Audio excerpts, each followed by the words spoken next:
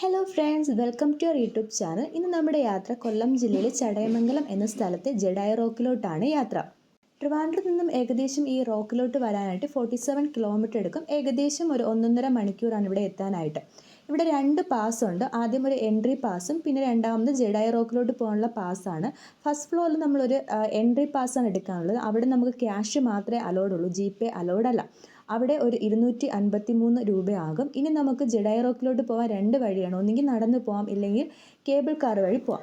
നമ്മൾ കേബിൾ കാറാണ് ചൂസ് ചെയ്തത്. കേബിൾ കാറിന് 325 രൂപയും നമുക്ക് വാക്ക് ചെയ്ത് നടന്നാണ് പോകേണ്ടതെങ്കിൽ 275 രൂപയും ആകും.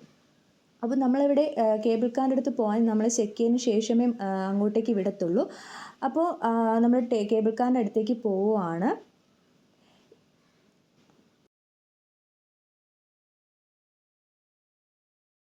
അങ്ങനെ എല്ലാവരും കേബിൾ കാറിന് വേണ്ടി വെയിറ്റ് ചെയ്യുകയാണ്. അങ്ങനെ ഞങ്ങളുടെ ടൈമായി, ഞങ്ങൾ കേബിൾ കാറിലോട്ട് പോവുകയാണ്. ഇതൊരു മൂവ് ചെയ്തുകൊണ്ടിരിക്കുന്ന കാറാണ്. ഞങ്ങളതിൽ എത്തിയില്ല എങ്കിൽ പെട്ടെന്ന് ആ കാർ അങ്ങോട്ടേക്ക് പോകും.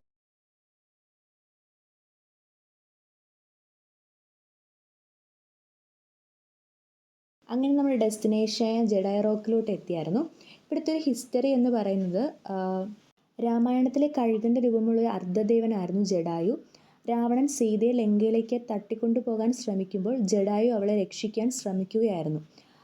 ജഡായു രാവണനുമായി ധീരമായി യുദ്ധം ചെയ്തു. എന്നാലും ജഡായു വളരെ പ്രായമായതിനാൽ രാവണൻ ഉടനെ തന്നെ അവനെ പരാജയപ്പെടുത്തി അദ്ദേഹത്തിൻ്റെ ചിറകുകൾ വെട്ടിമാറ്റി. ജഡായു ചടയമംഗലത്തെ പാറകളിലാണ് വീണത്. അതുകൊണ്ടാണ് ആ ഒരു റോക്കിന് ജഡായു എന്ന പേര് വന്നത്. ഇതാണ് അവിടുത്തെ ഒരു ഹിസ്റ്ററി എന്ന് പറയുന്നത്.